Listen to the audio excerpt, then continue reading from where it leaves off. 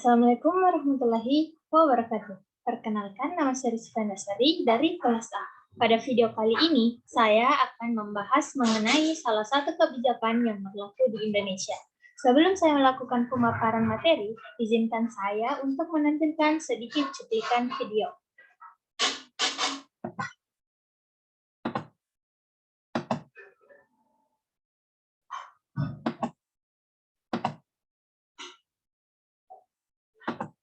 Ya, berbagai kebijakan baik pada sisi fiskal yang dengan terus-menerus melakukan upaya pemulihan melalui insentif dari sisi perpajakan, belanja negara baik dari pusat dan daerah, dan dukungan dari pembiayaan diharapkan akan terus mendorong berbagai kegiatan sektoral dan di daerah.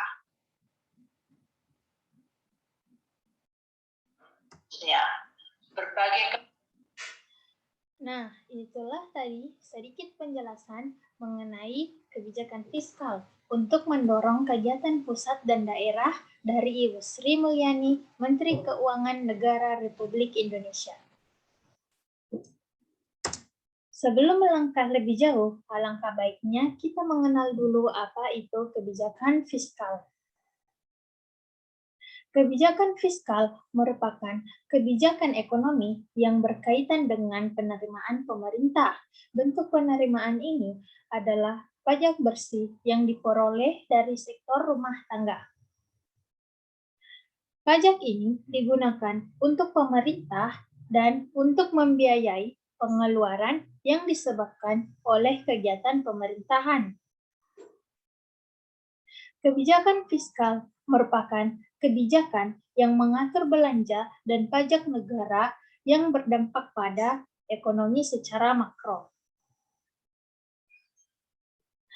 Ekonomi makro yang dimaksud misalnya agregat permintaan pasar, jumlah tenaga kerja, pengangguran, pertumbuhan ekonomi, dan inflasi.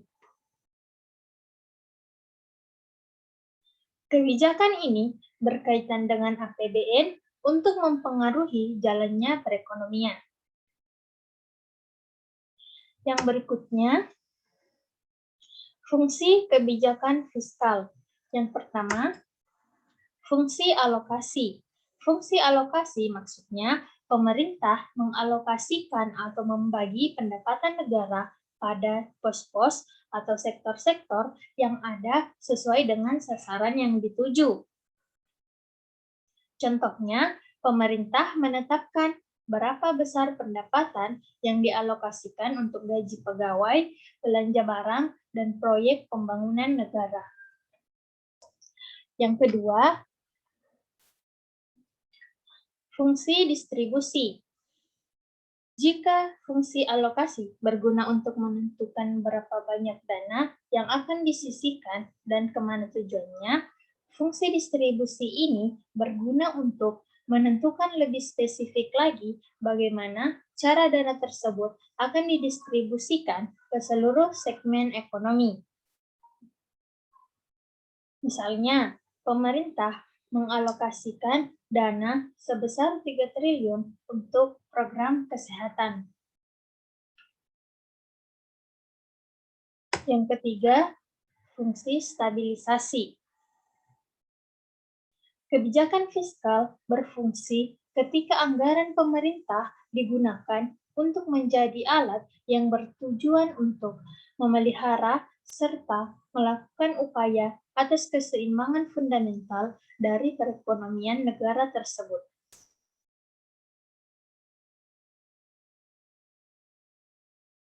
Berikutnya, jenis-jenis kebijakan fiskal.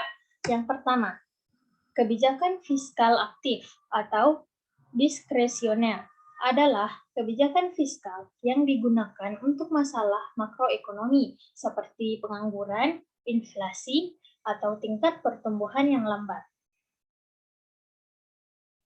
Kebijakan ini sengaja dilakukan untuk mencapai target tertentu, misalnya kebijakan menaikkan pengeluaran pemerintah untuk mendorong produksi sehingga pendapatan nasional akan meningkat.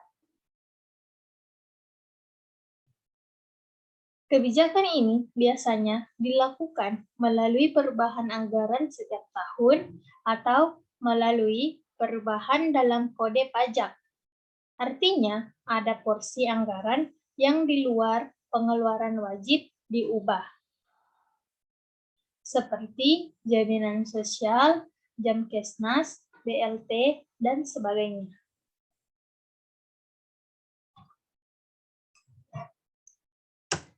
Yang kedua, kebijakan fiskal pasif, built-in atau automatic stabilizers, merupakan reaksi otomatis dari keadaan perekonomian yang ada. Misalnya, pendapatan masyarakat naik, maka penerimaan pemerintah dari pajak akan meningkat. Kebijakan fiskal pasif atau biasa disebut kebijakan automatic stabilizers merupakan jenis kebijakan fiskal yang menekankan pada aspek penyesuaian otomatis tanpa adanya campur tangan dari pemerintah. Kebijakan fiskal yang satu ini berkaitan erat dengan pengenaan sejumlah pajak baik langsung maupun tidak langsung.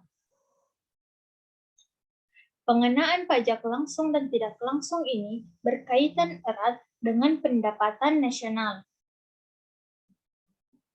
Semakin tinggi pendapatan nasional, maka semakin tinggi pula arus pendapatan negara dari pajak. Penerimaan negara dari pajak ini juga berbanding lurus dengan arus pendapatan yang ada di masyarakat.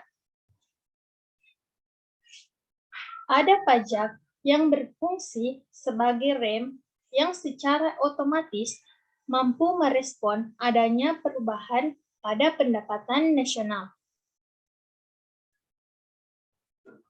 Yang berikutnya, perekonomian 3 sektor dan 4 sektor. Ekonomi 3 sektor adalah perekonomian yang meliputi kegiatan dalam sektor perusahaan, rumah tangga, dan pemerintah. Dengan demikian, dalam menganalisis perekonomian 3 sektor, pada hakikatnya akan diperhatikan peranan dan pengaruh pemerintah atas kegiatan dalam suatu perekonomian. Pada kegiatan ekonomi 3 sektor, terdapat 3 pelaku, yaitu konsumen, produsen, dan pemerintah. Pemerintah memiliki peran penting dalam kegiatan perekonomian di suatu negara. Pemerintah ada hubungan dengan rumah tangga konsumen, rumah tangga produsen, pasar output, dan juga pasar faktor produksi. Adapun rumusnya yaitu Y sama dengan C tambah I tambah G. Yang berikutnya, perekonomian 4 sektor adalah perekonomian yang terdiri dari sektor rumah tangga, sektor perusahaan, sektor pemerintahan, dan sektor luar negeri.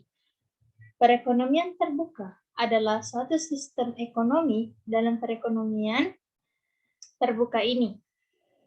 Barang yang kita miliki bisa diekspor ke luar negeri dan barang dari luar negeri bisa masuk ke dalam negeri atau disebut dengan impor.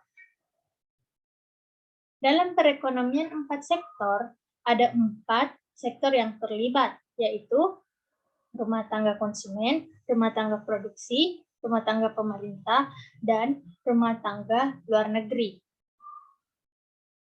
Rumah tangga luar negeri melakukan kegiatan ekspor dan impor dengan negara-negara lain di dunia ini. Adapun rumus dari perekonomian 4 sektor yaitu Y sama dengan C tambah I tambah G tambah X dikurang M. Berikutnya, yaitu contoh soal. Yang pertama, diketahui sebuah data Fungsi konsumsi sama dengan 50 ditambah 0,75Y, investasi sebesar 60, dan government atau pengeluaran pemerintah sebesar 90. Kemudian ditanyakan adalah pendapatan nasional. Dari data yang diketahui, ini sudah jelas bahwa data tersebut dari perekonomian 3 sektor. Adapun penyelesaiannya yaitu menggunakan rumus Y sama dengan C tambah I tambah G. Kemudian, Y sama dengan 50 tambah 0,75Y tambah 60 tambah 90. Kemudian, Y sama dengan 200 ditambah 0,75Y. 200 didapatkan setelah menjumlahkan 50 ditambah 60 dan 90. Kemudian, Y dikurang 0,75Y sama dengan 200. Kemudian, Y sama dengan 200 dibagi 0,25. 0,25 didapatkan setelah Y dikurang 0,75Y. Y itu bisa disebut juga sebagai angka 1. Jadi, Y sama dengan 800. Jadi, pendapatan nasional negara tersebut adalah 800. Kemudian berikutnya, diketahui sebuah data fungsi konsumsi sebesar 100 ditambah 0,8YD, pajak sebesar 0,25Y, government sebesar 100, investasi sebesar 150, impor sama dengan 0,5Y, dan ekspor sebesar 250. Yang ditanyakan pendapatan nasional. Dari data tersebut, sudah ada campur tangan dari ekspor dan impor. Ini membuktikan bahwa ini adalah salah satu soal dari materi perekonomian 4 sektor. Rumusnya yaitu Y sama dengan C tambah I tambah G ditambah X kurang M. Kemudian, Y sama dengan 100 tambah 0,8YD tambah 150 tambah 100 tambah 250 dikurang 0,5Y.